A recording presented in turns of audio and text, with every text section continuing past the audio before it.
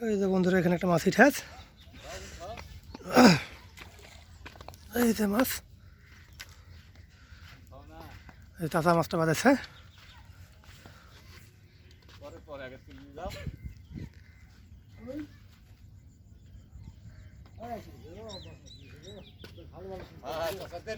না আসবে না মানে না আসলে খুঁজুন দেবে না।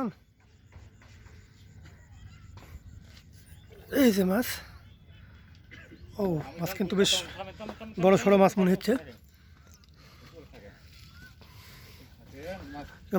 মাছ কি না আটকে গেছে নাকি?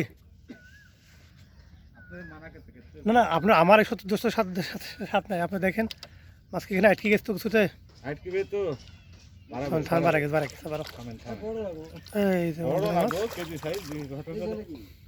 কাল দুটি ভোজ ফোড়া দিস নাকি মুরব্বী? আটু কাছে আসুক।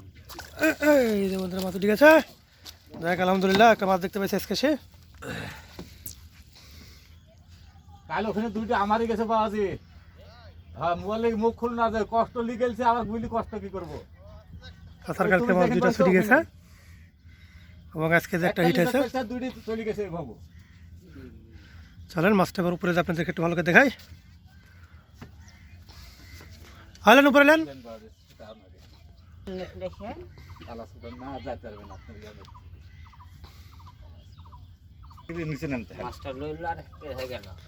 না মনে হয়েছে যে লড়িতে আপনি খাস এরকম মনে হলো, কিন্তু আসলে তো এই তো তা নাই, তো কাছে লড়িছে, যেটা লড়িছে এটা তো কাছেই লড়িছে একবারে।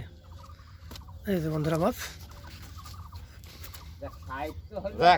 কতখানি হবে মাছটা? আচ্ছা 700-800 গ্রাম হবে।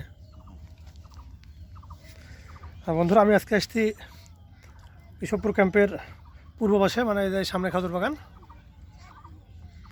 এখানে আজকের কিন্তু একটা ভালো দিক আছে, সেটা হচ্ছে যে আজকে আমাদের এখানে ঝড় পানি দুইটাই আছে।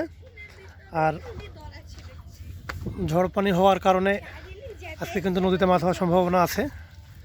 খুব একটা বেশি সময় যদিও আমরা কেউ তেমন পাইনি, তবে আসি একটা মাছ আপনাদেরকে দেখানো। ও সরি এবার চুরি গেল না কেউ